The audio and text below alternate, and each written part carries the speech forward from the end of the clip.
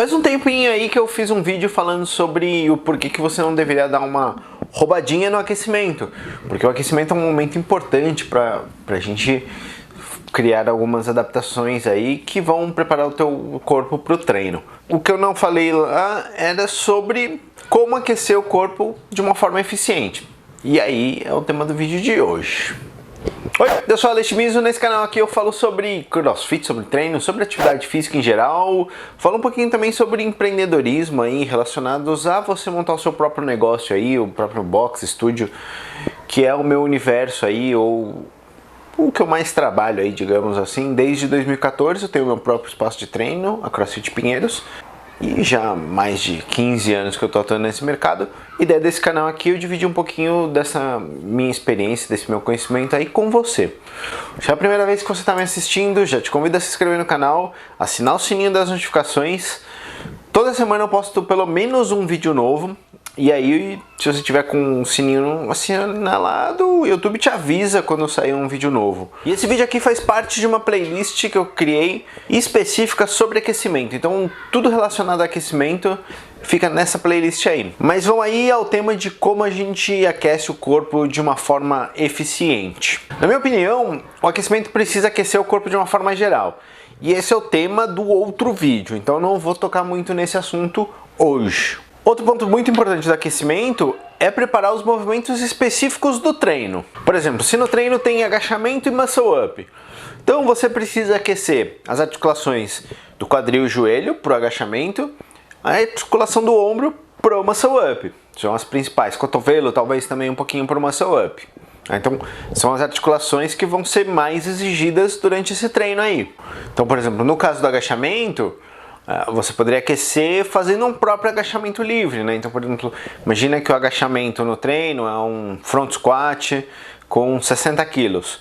Então você pode aquecer um air squat, fazer um agachamento livre lá sem carga, ou de repente com um pouco de carga, só uma barra. Daria para usar um lunge, por exemplo, um walking lunge, porque vai estar trabalhando as mesmas articulações. Mas aí você pode perguntar, pô, mas eu posso então correr para fazer o aquecimento, né? Na corrida eu vou acabar usando a articulação do quadril, a articulação do joelho para o movimento. Então vai ser um aquecimento específico. E se a gente pensar no ponto de usar a articulação, sim, isso é verdade. Você vai usar essa articulação, você provavelmente vai aquecer. Mas aí a gente tem um ponto importante que é a amplitude de movimento, né? Se você faz um agachamento ou um lunge, você tem uma grande flexão dessas articulações, né? Tanto o quadril quanto o joelho, elas vão para a flexão máxima possível, né? Para o ângulo máximo de movimento possível. Enquanto que se a gente faz só a corrida, o ângulo que a corrida exige do quadril e do joelho é muito menor. Então, o movimento, apesar de você movimentar aquela articulação, você não está movimentando na amplitude que ela vai ser exigida durante o exercício.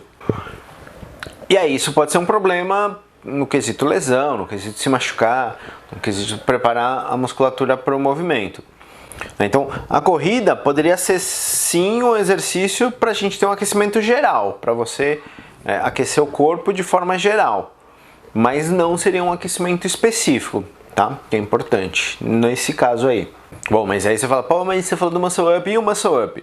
Se a gente for pensar quais exercícios poderiam ser usados de aquecimento de muscle up, a gente precisa aquecer o ombro e o cotovelo. Só que no muscle up a gente tem dois movimentos diferentes, ou duas exigências diferentes de movimento, né? A gente tem um movimento de puxada e depois a gente tem um movimento de empurrar, né? Que a gente faz o dip lá em cima e empurra, né? Então, em um momento a gente flexiona o cotovelo, né? E em outro momento a gente empurra. Então, movimento de puxada e empurrar. Então, talvez, para a gente ter um aquecimento específico, a gente tem que usar esses dois padrões de movimento. Então, seria interessante, por exemplo, ter um push-up e um pull-up. Strict, por exemplo, ou um ring roll, né, que são movimentos de puxada, e o push-up cobriria o movimento de empurrar. Beleza, matamos o exercício, e quantas repetições de movimento a gente precisa fazer? Então, os estudos apontam aí, neste exemplo aí do nosso front squat com o nosso muscle up, que a gente teria que ter aí pelo menos umas 30 repetições, né, de cada padrão de movimento ali, ou no padrão que você vai executar. Então a gente poderia ter um exemplo de um aquecimento, 3 rounds de 10 air squats, 10 push-ups, 10 ring rows. Mas a gente conseguiria aquecer de forma legal para esse workout. E quanto tempo demora para a gente aquecer?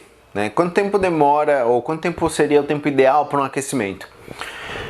Isso daí é uma coisa que é um pouquinho relativa, porque eventualmente, se você está na Bahia, para aquecer você vai demorar um tempo. Se você estiver na Sibéria, para aquecer é outro, né? Então, se você está num ambiente de neve, se você está num ambiente de calor, a temperatura externa influencia no tempo de aquecimento.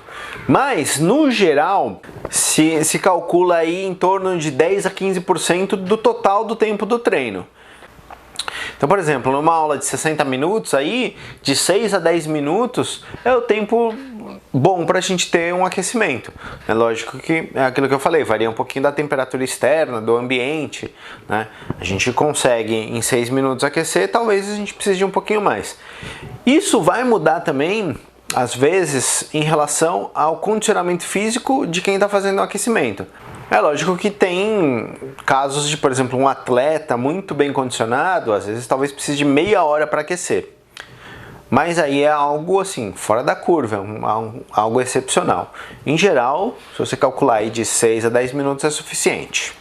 Mais do que isso, pode ser que seja prejudicial ao seu treino. Por quê? Pode ser que falte aí suporte nutricional, pode ser que você gaste o teu combustível aí, energia que você está armazenada no teu corpo, que seria para o seu treino, né, para a sua parte principal do treino, você acaba gastando no aquecimento. Então, por isso que é importante não gastar muito no aquecimento. Mas esse assunto aí de aporte nutricional é um tema para um outro vídeo. Se você quiser saber mais sobre isso, escreve aí nos comentários, que aí de repente a gente agiliza esse tema aí. E da mesma forma que o tempo não pode ser muito longo, a intensidade também não pode ser muito alta. Senão ela vai te desgastar e aí você vai ser prejudicado no seu treino. Isso sem contar também que se você se desgasta muito no aquecimento, você, ao invés de você ajudar na prevenção de lesão, você pode favorecer o aparecimento de uma lesão, porque você já está cansado, você vai entrar na parte principal do seu treino, né, no teu WOD, no teu Metcon, já cansado, e isso pode fazer com que você fique um pouco mais suscetível à lesão. Mas a gente tem que tomar cuidado para não ser muito leve também, porque senão ele não vai causar todos os benefícios que a gente precisa no aquecimento. Então tem que ter uma intensidadezinha ali. Para ficar fácil de entender, para você perceber qual que é a intensidade boa ali para aquecer, basta ver se você está suando. Se você sentiu que após o aquecimento você já está dando uma suadinha, quer dizer, já é um bom indicativo aí de que você está aquecendo teu corpo já está mais preparado para atividade física. Então, agora se você estiver suando, né, pingando, obviamente foi demais. E se você não estiver suando nada, a hora que acabou o aquecimento, quer dizer que foi de menos, tá? O ideal é que você acabe o aquecimento e já está dando uma suadinha aí, beleza? Essa é uma boa referência. Bom, então para fechar aí, vamos pensar em como é que a gente monta um bom aquecimento.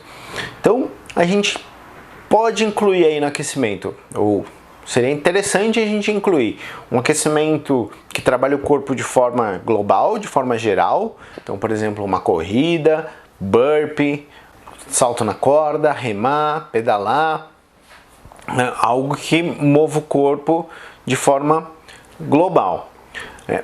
E a gente precisa incluir aí os exercícios que são específicos aos movimentos que serão executados. Então, por exemplo, vamos montar um exemplo de, imagina, seu treino do dia vai ser uma Daiane, né?